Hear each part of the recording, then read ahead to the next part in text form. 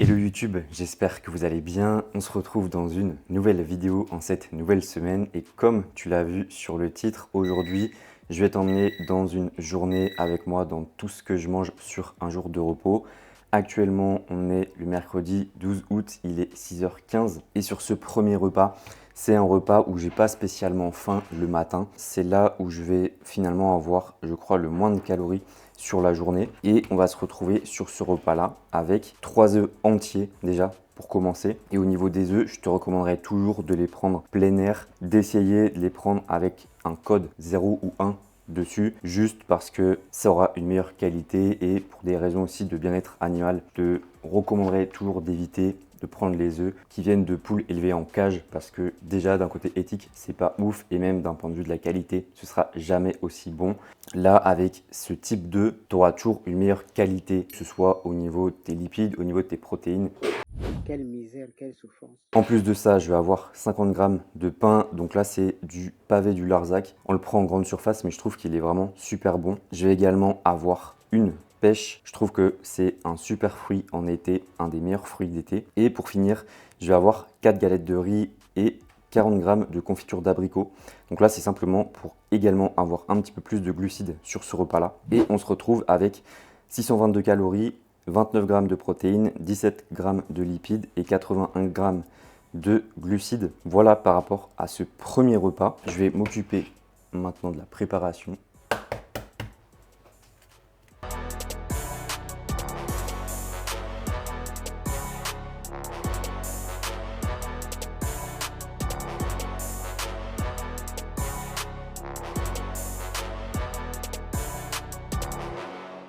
Et un conseil quand tu pèses, que ce soit de la confiture, du beurre de cacahuète, des trucs comme ça, n'hésite pas à le poser ton pot directement sur la balance. Comme ça va te permettre de voir exactement la quantité que tu prends avec ta cuillère et de ne pas passer à côté de 1 ou 2 grammes au final que tu ne vas pas pouvoir traquer. Donc, tu as juste à poser ton pot, tu viens prendre ta cuillère, prendre la quantité dont tu as besoin. Bien sûr, quand tu allumes ta balance, pose ton pot, appuie ensuite sur Tard pour remettre à zéro. Et comme ça, tu sauras exactement la quantité que tu mets sur tes tartines, sur tes galettes de riz, sur ton pain, etc. Ça te permettra de ne pas passer à côté de certaines calories. Donc moi, je vais aller manger ça. Ensuite, j'irai sûrement marcher, faire mes pas en début de journée. Et je te reprendrai un petit peu plus tard pour le prochain repas.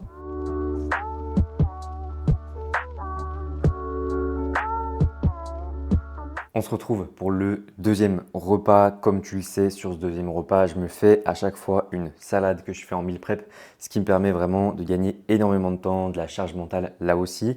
Sur cette salade, comme tu le sais également, si tu as suivi les dernières vidéos, si tu as également suivi un petit peu sur Instagram, mes calories ont augmenté sur les précédentes semaines, ce qui fait que j'ai également augmenté un petit peu les quantités sur ce repas-là par rapport à la vidéo que j'avais fait il y a 2 ou 3 semaines sur ma diète en jour on. Donc là, je suis passé à 170 grammes de pâtes crues, 190 grammes de blanc de poulet, 125 grammes de tomates cerises. Là, j'ai mis des endives parce qu'il n'y avait plus de salade au supermarché quand on les a pris. Également, j'ai mis 5 grammes d'huile d'olive. Et ce que je vais faire, c'est que je vais rajouter 125 grammes de fromage blanc 3%. Et là, encore une fois, je vais venir poser le pot directement sur la balance et ça va me permettre d'être précis. Je sais qu'il y en a qui peuvent se poser la question, pourquoi être aussi précis que ça en prise de masse? Parce que justement, c'est une erreur que beaucoup de personnes peuvent faire, en tout cas une croyance que beaucoup peuvent avoir, c'est qu'en prise de masse, on a moins besoin d'être précis que par exemple en sèche. Mais en réalité, tu as besoin d'avoir la même précision, d'être aussi, pas forcément rigide sur tes calories, mais vraiment de continuer à calculer, à peser comme si tu étais en déficit, comme si tu étais en maintenance. Parce que, notamment en prise de masse, c'est ça qui va te permettre au final de progresser du mieux possible, de ne pas dégrader ta composition corporelle trop rapidement, de ne pas prendre du poids trop rapidement. Parce que comme je te l'ai un petit peu dit ce matin par rapport à la confiture, si je rajoute 5 grammes de plus sur ma confiture le matin, qu'au niveau de mon fromage blanc, je rajoute également 5-10 grammes.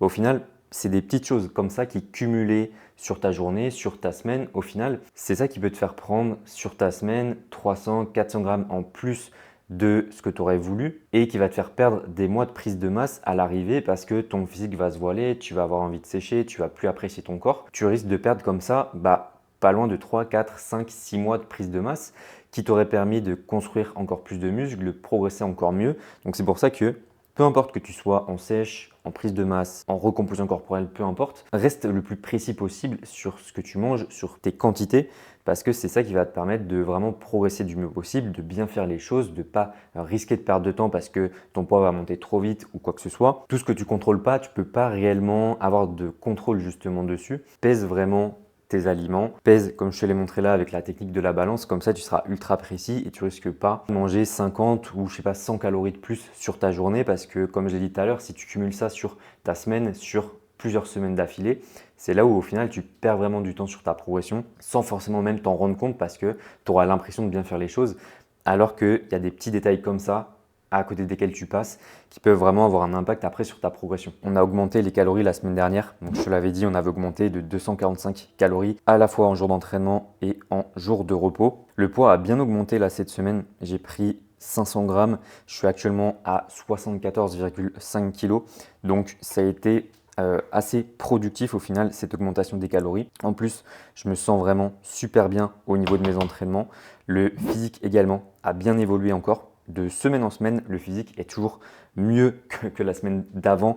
Donc c'est très positif. Je t'afficherai là aussi des photos du physique. Franchement, très content de comment ça avance. En termes d'appétit, comme je t'ai dit, ce matin, le repas du matin, en fait, j'ai pas spécialement faim. C'est pas de manière générale. Je sais que par exemple, en sèche, généralement, j'ai assez faim le matin. Mais vu qu'actuellement, notamment sur mon repas du soir, je suis bien calé, au final, quand je me lève le matin, je pourrais vraiment repousser mon premier repas aux alentours des 11h midi. C'est pas forcément ce que je fais parce que justement, après, en fait, je vais prendre trop de retard sur mes calories et je vais avoir trop de calories à rattraper en trop peu de temps.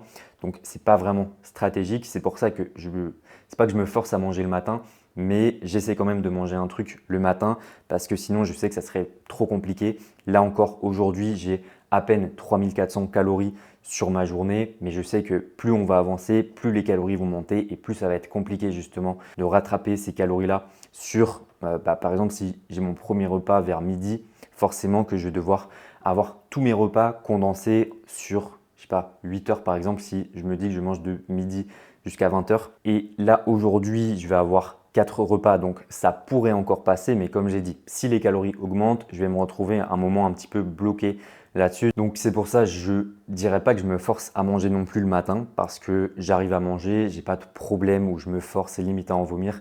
J'en suis absolument pas là et heureusement parce qu'on est qu'au début de la prise de masse. Et dans tous les cas, si jamais ça t'arrive, il y a sûrement des choix stratégiques à faire au niveau de tes aliments, au niveau de ton volume. Est-ce que ça vient d'un problème de digestion? Est-ce que c'est au niveau de l'organisation de tes repas? Peut-être essayer d'avoir moins de calories sur ce repas-là pour en avoir plus à un autre moment où tu auras peut-être plus d'appétit. Peut-être mettre un peu plus de calories autour de ton entraînement, que ce soit avant, que ce soit après, peut-être même pendant, etc. Donc il y a toujours, je pense, des solutions si jamais tu as des problèmes d'appétit. Comme j'ai dit également au niveau du volume alimentaire, tu as des aliments qui vont beaucoup plus te caler que d'autres qui au contraire auront beaucoup moins de volume et beaucoup plus de calories. Donc c'est pour ça qu'on en revient toujours au même, d'adapter les choses, d'adapter ton plan alimentaire à toi, à ce que tu peux faire, à tes préférences également. Mais si ton plan alimentaire actuel ne te convient pas, c'est qu'il y a des choses à améliorer dessus. Le truc c'est que si ton plan ne te convient pas, tu ne pourras pas le tenir suffisamment longtemps. Et ça risque à un moment donné de te bloquer dans ta progression.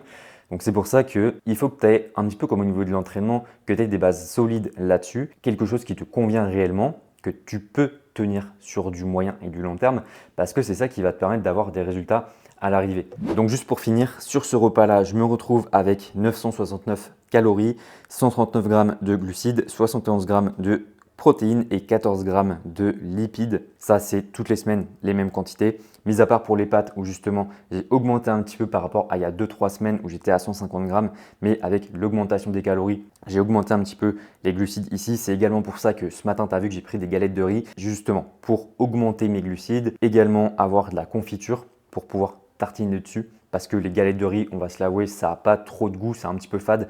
Donc avec la confiture, ça passe très bien et également, il y a très peu de volume dessus, ce qui fait que tu peux vraiment en manger pas mal et ne pas du tout avoir de problème là-dessus. Bien sûr, il faut que tu le digères bien, mais généralement, c'est un aliment qui va se digérer assez facilement. Donc voilà, mais bien sûr, il y a toujours des cas particuliers. Donc globalement, encore une fois, c'est d'adapter tes aliments à ta digestion, à ce qui fonctionne avec toi. Donc je vais aller manger tout ça, je te montre juste un petit peu juste avant. Donc tu vois, ça fait quand même un bon saladier. Ça me fait pas mal de volume, mais aujourd'hui, j'ai 4 repas uniquement, 4 repas solides à chaque fois. Donc au final, j'aime bien quand même avoir un peu de volume. Et là, tu vois, il est 11h20. Ça fait 15-20 minutes que je commence à ressentir l'appétit, chose que je n'avais pas ce matin, comme je te l'ai dit, au réveil. Donc c'est pour ça qu'au final, ça me fait un bon repas qui va me caler jusqu'au prochain repas, jusqu'à ma collation dans l'après-midi.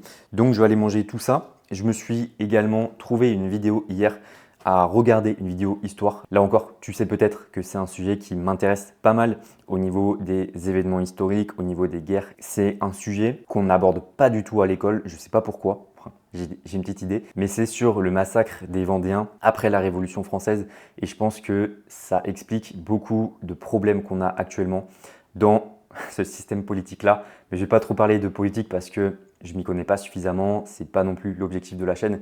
Mais du coup, j'aime bien me renseigner sur des choses comme ça au niveau de l'histoire, surtout quand ça explique un petit peu des choses encore actuelles, parce que même si ça s'est passé il y a 300 ans, un peu moins de 300 ans, bah au final, ça explique beaucoup de choses sur la tournure des événements que ça a pris par la suite, beaucoup de choses actuellement, des problèmes au niveau de la société. Mais voilà, je vais aller regarder ça parce que ça m'intéresse énormément et comme je l'ai dit, à l'école, on n'en a absolument jamais parlé, alors que je pense que c'est un truc qui est assez intéressant et assez important sur l'histoire de France. J'en avais déjà entendu parler, mais je m'étais jamais trop penché dessus. Et récemment, en écoutant des podcasts, le sujet est un petit peu revenu et ça m'a redonné du coup l'envie d'approfondir un petit peu le sujet pour comprendre un petit peu plus et voir ce qui s'est réellement passé. Je vais manger et je te reprends pour mon prochain repas.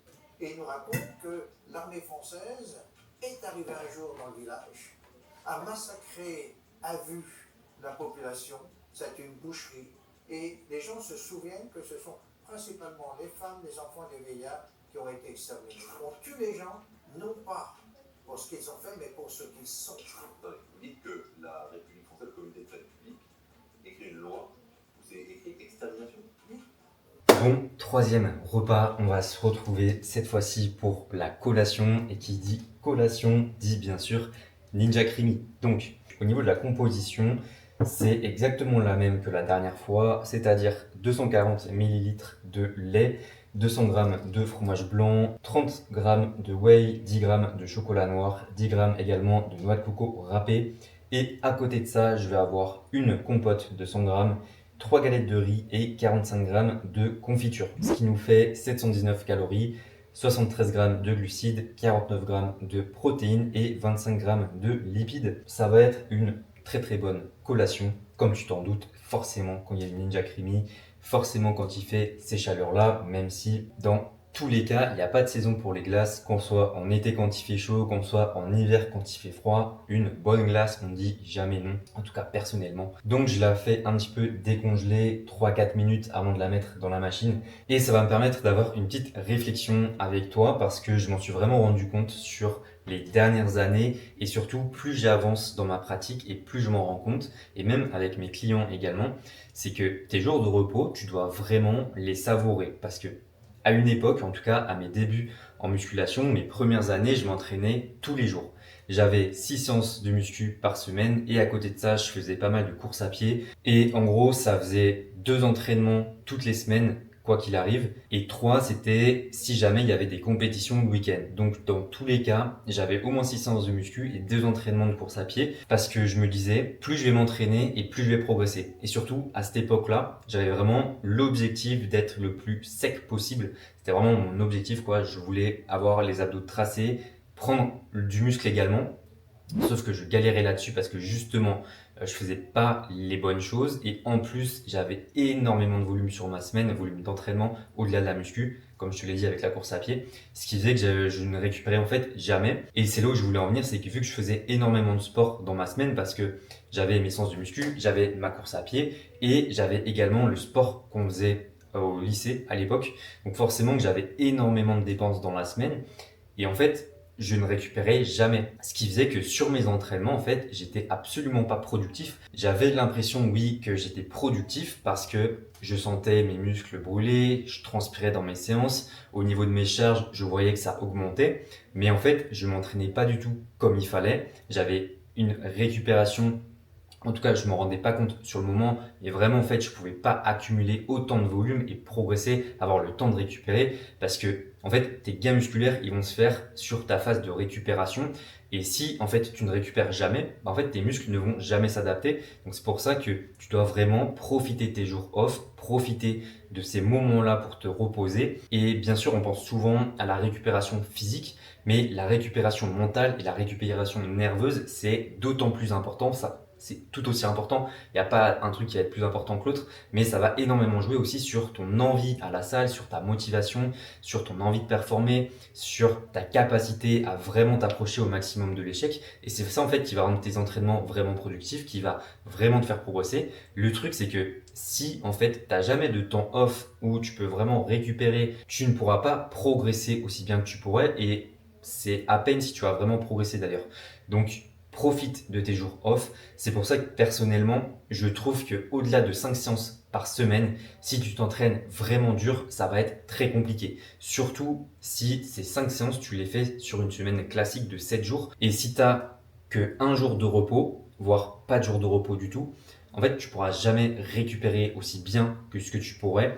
Et au final, tu vas être beaucoup moins productif, tu vas beaucoup moins bien progresser. C'est pour ça que généralement, le maximum de séances que je planifie, c'est 5 séances. Et franchement, 5 séances très bien, où tu peux récupérer, où tu es vraiment productif, où tu arrives vraiment à avoir un haut degré d'effort, à vraiment pousser lourd, t'approcher au maximum de l'échec, récupérer derrière. En fait, il faut vraiment que tu vois ton volume d'entraînement comme un volume que tu dois rentabiliser. Tes entraînements avec tes séances, tes exercices, ton nombre de séries, c'est en fait le volume que tu dois rentabiliser au maximum. Si tu n'es pas capable de rentabiliser ce volume à 100%, c'est que tu as trop de volume. Ou peut-être que tu n'en as pas assez, mais dans tous les cas, ton volume d'entraînement, c'est un volume sur lequel tu dois récupérer. Donc si actuellement tu t'entraînes 7 jours sur 7 ou 6 jours sur 7 et que tu n'as aucun problème de récupération, désolé de te le dire comme ça, mais tu ne t'entraînes pas assez dur. Et si au contraire, tu es KO sur toutes tes séances, tu n'as pas d'envie, tu sens que physiquement, tu as encore les muscles qui sont un peu engourdis, c'est le signe clairement que tu n'as pas assez récupéré. Et au final, en fait, tu t'entraînes à peut-être 60-70%, tu laisses, ça veut dire 30 ou 40% de performance, de gain en tout cas sur la table. Il faut vraiment que ton volume d'entraînement, ton programme, il soit bien sûr adapté à toi, à tes objectifs, aux muscles que tu as envie de développer, tes retards, tes points faibles, tout ça. Mais c'est un volume que tu dois être en capacité de rentabiliser à 100%. Et si je te demandais d'en faire plus, en fait, tu ne pourrais pas, tu ne serais pas suffisamment performant, tu ne pourrais pas bien récupérer, tu ne serais pas suffisamment productif. Et si je te demandais d'en faire moins, tu progresserais moins rapidement, donc il n'y aurait pas d'intérêt. C'est pour ça que ton volume, c'est le volume duquel tu es capable de récupérer. Tout ça pour dire que tu dois vraiment savourer tes jours off. Et moi, je m'en suis rendu compte, c'est quand j'ai commencé à me former, que j'ai avancé au fur et à mesure dans mes formations, que j'ai continué ensuite d'apprendre des choses, de me renseigner, de continuer à me former. C'est là où je me suis rendu compte de l'importance de la récupération et qu'en fait, ta progression, elle passe par ton volume d'entraînement, par ta capacité à le rentabiliser d'un point de vue de ta proximité à l'échec musculaire, par ta technique d'exécution également. En fait, il y a plein de paramètres qui vont être très importants au niveau de ta progression. Et quand j'ai compris que c'était pas plus j'en faisais, plus je progressais, j'ai compris à ce moment-là l'importance de la récupération. C'est pour ça que je te le dis aujourd'hui. Si jamais tu es encore un petit peu dans cet esprit-là de faire toujours plus, en fait, tu te tires clairement une balle dans le pied. Donc, franchement, concentre-toi sur ce qui compte réellement, ta technique d'exécution, ton intensité, un volume duquel tu es capable de récupérer et tu verras que tu prendras même beaucoup plus de plaisir et que tes jours off, tu viendras vraiment les savourer parce que même d'un point de vue mental, d'un point de vue nerveux, ça va te permettre de remplir un petit peu tes niveaux d'énergie et d'être encore plus productif sur tes entraînements ensuite. Et c'est là vraiment où tu vas décupler ta progression. Et je m'en suis rendu compte moi dans mes entraînements et également avec certains de mes coachés qui avaient justement un petit peu cette vision-là, qui s'entraînaient 6 ou 7 fois par semaine des fois. Et bien sûr qu'au début, ça peut faire un petit peu peur de dire ah tiens, je vais réduire mon nombre d'entraînements, en fait je vais moins bien progresser. Donc c'est là où justement c'est très important de comprendre ce que tu fais et c'est là où justement moi les explications que je donne, c'est très important pour que la personne elle comprenne que justement c'est pas parce qu'on va en faire moins que ça va être moins bien au final, c'est justement en faire moins pour faire mieux et c'est ça qui compte. Et c'est là où justement ces personnes-là se sont rendues compte qu'effectivement, en faisant moins mais en faisant mieux, au final, elles prenaient beaucoup plus de plaisir, elles avaient beaucoup moins de fatigue nerveuse, mentale, physique, etc. Et du coup, ils prenaient beaucoup plus de plaisir et surtout, ça se voyait au niveau de leur progression. Je sais, parce que je suis passé par là, je sais à quel point ça peut être compliqué de se dire si t'en fais moins, ça va être compliqué parce que du coup, tu passes un petit peu à côté de ta progression.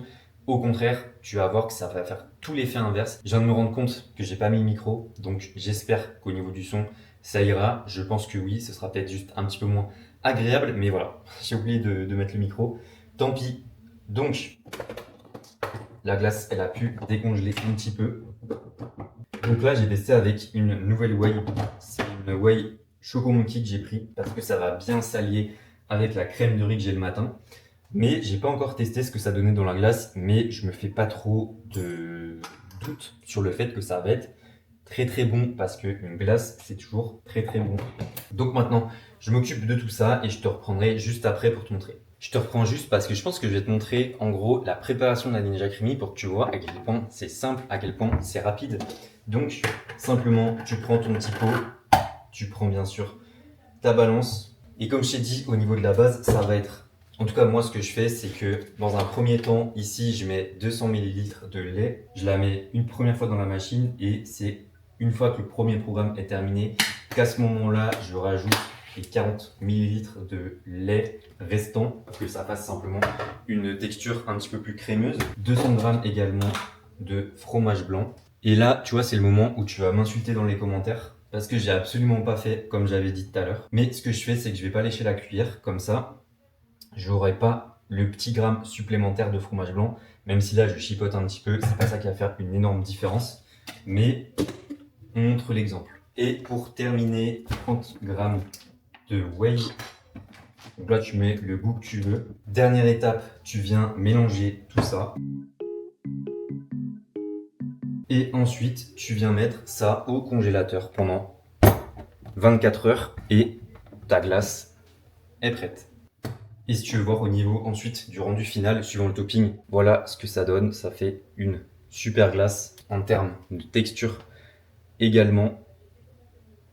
Je te reprendrai maintenant ce soir pour le dernier repas. Avec ça, comme je te l'ai dit, une petite compote, 3 galettes de riz et comme je te l'ai dit tout à l'heure, ici j'ai rajouté 10 grammes de noix de coco, 10 grammes, donc un carré de chocolat, 85%. Bon, on se retrouve pour le dernier repas. J'ai checké en fait au niveau du micro, il y avait simplement plus de stockage, donc c'est pour ça que ça n'avait pas enregistré le son tout à l'heure. Sur ce repas-là, qu'est-ce qu'on va avoir? On va avoir déjà du saumon.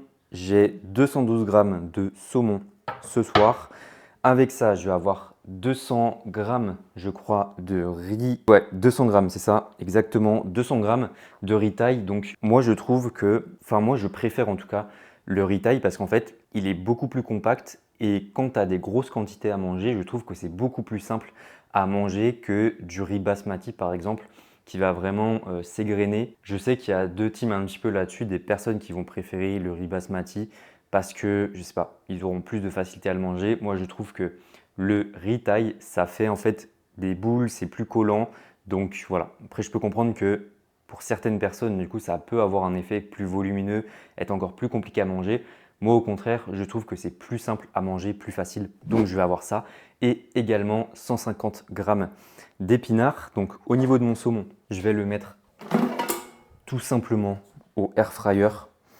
Personnellement, j'ai enlevé la peau. Je sais que là aussi, il y a deux teams. Il y a des personnes qui vont manger la peau parce que je crois qu'au niveau de la peau du saumon, c'est là où tu vas retrouver le plus d'oméga 3. C'est un petit peu au final comme je crois le poulet rôti, c'est dans la peau du poulet où tu vas retrouver le plus de choses intéressantes. La peau du poulet, j'aime bien, mais le saumon, j'essaie de m'y mettre il y a peu de temps. Je pense que ça dépend aussi énormément de la cuisson. Moi, j'aime bien le faire griller, mais je sais pas, j'étais pas ultra fan de la texture de la peau. Et vu que pendant vraiment toute ma vie, j'ai mangé mon saumon sans la peau, j'ai un petit peu de mal encore avec ça. Mais voilà, donc je vais le mettre au air fryer. Il y a une époque où ils avaient fait des papiers spécifiques pour air fryer qui étaient vraiment ronds, qui avaient les bords aussi qui relevaient un petit peu. Mais ça fait quelques temps qu'on ne les trouve plus. Donc l'astuce qu'on a trouvée, c'est de mettre une feuille de papier cuisson pour éviter que ça accroche trop au niveau de la grille du air fryer. Donc j'ai mis 15 minutes à 200 degrés. Généralement, c'est plus ou moins ça au niveau du temps. même des fois un petit peu moins. Donc je vais voir, peut-être que je vais rebaisser un petit peu la température au fur et à mesure sur la fin. Et au niveau des épinards, je vais regarder la compo, mais je crois qu'elle est plutôt pas mal. Ouais, il me semble qu'il n'y a que des épinards dedans. Fais attention au cas où tu prends des épinards. Souvent, tu as des variantes également avec de la crème fraîche, donc c'est pas forcément mauvais, mais fais attention à la composition. Autant que tu prennes des épinards classiques, quitte à rajouter toi-même ta crème fraîche derrière, c'est tout le temps ce que je te conseillerais. Si tu as moyen de les prendre totalement nature, sans rien d'autre au final, au moins tu seras sûr de ce qu'il y a dedans. Tu risques pas d'avoir des choses de rajouter derrière, des additifs, des trucs comme ça, qui sont pas forcément très ouf pour la santé. Donc j'ai 5 séances dans la semaine, donc forcément 2 jours off, avec un premier jour off le mercredi sur lequel je vais généralement manger du saumon. Et sur mon jour off du dimanche, cette fois-ci, je vais essayer de manger un poisson gras, mais plus petit. J'en avais un petit peu parlé déjà dans une ancienne vidéo il y a quelques temps, justement par rapport à l'accumulation de métaux lourds qui va faire que dans les petits poissons, tu auras une accumulation beaucoup plus faible parce que c'est justement des poissons qui sont en début de chaîne alimentaire, ce qui va faire que plus le poisson va être gros, comme du thon, du saumon, et plus il va en fait accumuler de métaux lourds à cause de la pollution simplement. Donc c'est pour ça, j'essaie de faire un petit peu attention à ça. Pareil au niveau du riz, c'est un truc que je ne faisais pas il y a quelques années. Mais depuis que je suis avec Ange-Marie, je fais un peu plus attention à ça. C'est au fait de rincer mon riz, même si ça m'arrive encore de temps en temps d'oublier de le rincer parce que je pense à autre chose et je ne fais pas attention. Mais globalement, c'est toujours mieux que tu rinces ton riz également avant de le mettre à la cuisson pour que justement tu puisses un petit peu le rincer, le nettoyer, etc. Donc, comme je t'ai dit, du bon riz taille. Et d'ailleurs, je ne t'ai pas dit, actuellement, il est 19h38 comme tu le vois. Et ce soir, il y a une éclipse solaire. Donc, je ne sais plus exactement à quelle heure, je crois que c'est vers 20h15, un truc comme ça. Donc, je te montrerai peut-être, je prendrai la caméra pour te montrer parce que ça reste quand même historique. Parce que je crois que la dernière fois, c'était en 1999 et je crois que la prochaine, c'est vraiment dans très très longtemps, dans peut-être 60 ans ou un truc comme ça. Enfin, je sais pas, j'ai vu passer le truc, mais je ne me rappelle plus. Mais ce repas-là, riz, saumon, épinards, c'est vraiment un repas classique qu'on fait depuis des années, parce que pareil, avec Ange-Marie, on l'a mangé souvent au début de notre relation. Je ne sais plus pourquoi on mangeait ça, mais c'était un repas qui était simple et rapide à faire, efficace. Donc on a longtemps mangé ça, c'était un peu notre repas signature. Et franchement, je continue à le faire sur mes jours off, sur un jour off dans ma semaine, comme je t'ai un petit peu expliqué. Mais finalement, généralement, le dimanche, c'est un petit peu pareil. Soit je vais manger du riz, soit des pommes de terre, ça va dépendre, des pommes de terre que je fais au air fryer parce que j'aime bien le combo pommes de terre, sardines. Je trouve que ça s'associe bien. Et généralement, je fais aussi épinards. Et j'essaie de varier ensuite avec des poivrons, un mélange de poivrons généralement. Ça me permet de varier, d'avoir 2-3 fois des épinards dans la semaine et des poivrons le reste de la semaine sur mon repas du soir. Mon repas du midi, comme je t'ai un peu expliqué, il est le même du lundi au… Non, même pas. Il est le même du mardi au samedi parce que le lundi, je m'entraîne en début d'après-midi, histoire de faire les bilans de mes clients en début de matinée. Vraiment, c'est un peu ma priorité sur la journée. Donc, je préfère faire ça, me décharger mentalement, faire ma séance ensuite, que de m'entraîner le matin comme le reste de la semaine, de faire les bilans plus tard. Parce que je sais pas, je préfère vraiment, je me sens plus focus dans ma séance et ça ne me dérange pas forcément de m'entraîner différemment, de m'entraîner en début d'après-midi sur cette journée-là, alors que le reste du temps, je m'entraîne le matin. Je trouve que c'est plus simple quand tu as l'habitude de t'entraîner le matin, de décaler ton heure d'entraînement à plus tard dans la journée que l'inverse quand, par exemple, tu es habitué à t'entraîner soit l'après-midi, soit le soir et que tu dois t'entraîner le matin. Je trouve que c'est plus simple. Donc, c'est peut-être un biais que j'ai personnellement. C'est moins impactant que l'inverse où tu risques peut-être de ne pas être totalement concentré, de ne pas être réveillé, de te sentir un peu mou, je ne sais pas. Ou peut-être que tu auras besoin justement de t'échauffer un peu plus, prendre un peu plus de temps là-dessus. Je trouve que c'est plus simple, en tout cas quand tu es habitué à t'entraîner le matin, de t'entraîner à un autre moment de la journée. Même si j'imagine que si je devais m'entraîner le soir, généralement, je me couche assez tôt le soir parce qu'on se lève vers 5h30 le matin. Enfin, on se lève littéralement à 5h30 le matin. Donc forcément qu'on n'est pas du genre à traîner jusqu'à 22, 23h et qu'en général vers 21h30 on va se coucher, même un petit peu avant parce qu'on essaie d'ailleurs de lire de plus en plus le soir avant de dormir. C'est une routine et une habitude qu'on a essayé de prendre depuis quelques temps. Et d'ailleurs je vais te montrer, je t'en avais parlé au moment de ma blessure où j'avais commencé à lire un petit peu cette collection. Au moment où je te l'avais montré, je lisais Crécy 1346. Franchement, c'était un super livre, hyper intéressant. Et actuellement, je suis en train de lire Marathon. Je vais aller te chercher le livre. Pareil, tu vois, au niveau de la couverture, c'est toujours le même principe. Et franchement, je trouve ces livres hyper intéressants pour retracer un petit peu des époques particulières.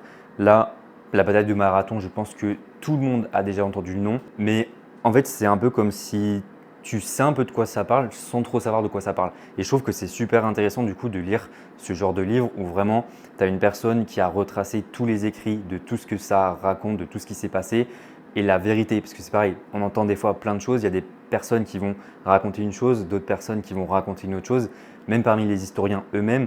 Et là, en fait, d'avoir quelqu'un qui fait le travail de prendre toutes les ressources et de vraiment faire une conclusion sur ce qui s'est passé réellement. Bien sûr que on ne pourra jamais être sûr à 100% qu'il s'est vraiment passé ça exactement, mais d'avoir quelqu'un qui ferait vraiment ce travail-là de recherche, de prendre vraiment tout ce qu'on sait, tous les savoirs par rapport à ça et d'en faire une conclusion, je trouve que c'est hyper intéressant. Je suis encore, on va dire, au tiers du livre, donc je suis encore pas mal au début. Pour le moment, ça pose vraiment le contexte un petit peu de toute l'ambiance à cette époque-là. Et je pense que bientôt, ça va vraiment rentrer dans le vif du sujet de cette bataille-là. Mais c'est super intéressant. Et je trouve que, en tout cas, moi, parce que j'aime beaucoup l'histoire, ça m'intéresse beaucoup. Je pense que peut-être pour certaines personnes, ils ne comprennent pas trop le délire. Mais moi, vraiment, c'est un truc qui m'intéresse tellement. Et avant de dormir, je trouve que c'est aussi bien de couper un petit peu, de poser le cerveau. Et pareil, moi, c'est une manière, moi, c'est quelque chose qui me fait du bien avant de dormir, même s'il y a certains soirs où par exemple, on va se coucher un petit peu plus tard et du coup, je vais préférer avoir mes heures de sommeil plutôt que de lire 5-10 minutes, alors qu'en soi, je pourrais toujours lire quelques pages, mais je préfère vraiment prendre le temps quand je vais lire. Je préfère vraiment lire 10-15 pages, vraiment me plonger dans le livre que le lire vite fait comme ça, de me dire je lis 2-3 pages et je vais dormir derrière. Donc c'est pour ça, j'avance pas aussi vite que j'aimerais dessus. Il faudrait peut-être sinon que je prenne un autre temps dans la journée pour vraiment être sûr de lire une petite partie tous les jours. Mais pareil, je préfère le faire à un moment où je suis vraiment posé, où j'ai pas à réfléchir au coaching, au contenu, etc. Voilà, mais franchement, je te conseille cette collection. Il y a une dizaine de livres, je crois, déjà qui sont sortis. Tu vois, il y a tout ici. Il y en a 1, 2, 3, 4, 5, 6, 7, 8, 9. Donc ouais, il y en a 9. Si tu veux, je te les mets. Ah merde, ça fait le focus sur ma tête. Je te les mets juste ici. Bon, tu verras rien. Ça retrace vraiment tout ce qui s'est passé à ce moment précis, justement. Là, ça parle de marathon. Dans l'autre livre que j'avais lu, le premier livre de cette collection, c'était Crécy 1346. C'était par rapport à la bataille de 100 ans. Donc pareil, c'est à chaque fois des époques un petit peu différentes. C'est jamais la même personne qui fait les livres, c'est à chaque fois un spécialiste de cette époque-là qui fait ça, mais c'est la même collection champ de bataille, si jamais tu veux regarder un petit peu. Et je trouve que c'est vraiment hyper intéressant. Et les livres, ils sont super beaux au niveau de la couverture. Donc pareil, pour une collection, forcément quand tu as des livres qui sont beaux, ça donne toujours plus envie d'acheter les autres et de faire la collection parce que c'est un petit peu stylé aussi. Petit débrief de l'éclipse, du coup, on a appris que c'était une éclipse en fait qui a 97%, donc pas totale. Et en plus, j'ai regardé au niveau de la vidéo et on voit quasiment rien. Parce que de 1, comme je l'ai dit, c'était pas une éclipse totale, donc en fait, il n'a pas vraiment fait nuit. On a juste vu que ça s'était assombri. Et la deuxième chose, c'est qu'il y avait énormément de moustiques à l'endroit où on était en bas de la résidence. Mais du coup, en fait, j'étais quasiment la moitié du temps en train de me gratter, en train de tuer des moustiques. Donc, c'était pas forcément le plus agréable, le meilleur spot. Mais en tout cas, on a bien vu avec les lunettes. Et en fait, je savais pas du tout, mais quand on met les lunettes, on voit absolument rien. On voit juste le soleil. Mais en fait, vu qu'on voit pas bien la caméra, je pense qu'on peut pas vraiment se rendre compte sans tester les lunettes. Mais du coup, c'était franchement cool à voir. Mais voilà, c'était pas une éclipse totale, donc on voyait encore une petite partie du soleil. Mais voilà, pour faire un petit débrief de tout ça, c'était quelque chose d'intéressant à vivre, on va dire. Mais voilà, du coup, on s'est bien fait manger par les moustiques. Ça fait pas plaisir du tout. Mais on a de la chance à l'appartement. On est du coup au 2e étage. On n'a pas du tout de moustiques. Et franchement, c'est un bonheur parce que les moustiques, il n'y a rien de plus chiant. Déjà, c'est chiant, un moustique, parce que ça te pique. Mais en plus, quand c'est la nuit, quand tu l'entends avec son petit brombissement, là, je sais pas comment on dit, que tu entends son petit bruit là dans l'oreille, c'est insupportable. Donc franchement, bien content de ne pas en avoir ici. Je vais te montrer mon plat, mon petit riz saumon épinard. Ça va être un très bon repas, même si visuellement, bah encore une fois, je ne l'ai pas très bien présenté. J'ai juste rajouté un petit peu de citron, un petit peu de sel, et ça sera très bien. Au niveau des Marvel, on est rendu à Hulk. Donc depuis la dernière fois dans la vidéo où je t'ai présenté ma diète en jour d'entraînement, je crois qu'on était rendu à Iron Man. On a fini Thor hier, donc là on est rendu à Hulk. Et ensuite, je crois que c'est Avengers. Donc on avance petit à petit parce que forcément, vu qu'on se couche assez tôt le soir, à chaque fois on regarde les films en plusieurs parties. Donc ça prend forcément un petit peu de temps, sachant que les films ils durent à peu près 2 heures ou 2 heures et demie. Donc en général, on met 3 ou 4 fois avant de terminer le film. Donc forcément que ça dure plusieurs soirs. Et vu qu'il y a énormément de Marvel à rattraper, on avance pas très rapidement. Mais c'est pas grave, ça, plus ça dure et plus c'est bon comme on dit. Bien sûr, avant de terminer, je vais te faire un petit update au niveau de mes calories et de mes macros. Donc au niveau calories, je suis à 3394 calories, 457 grammes de glucides, 218 grammes de protéines et 72 grammes de lipides. Donc voilà pour ce petit jour off et ce que je mange globalement en jour off. Donc comme tu le vois, je suis à 4 repas. Là où en jour d'entraînement, je suis à 6 repas. 4 repas solides à chaque fois, c'est juste qu'en jour d'entraînement, j'ai mon intra-training et j'ai mon jus de raisin après la séance. Ce qui fait que j'ai 2 repas en plus, mais c'est pas des vrais repas, on va dire, c'est plus des repas liquides.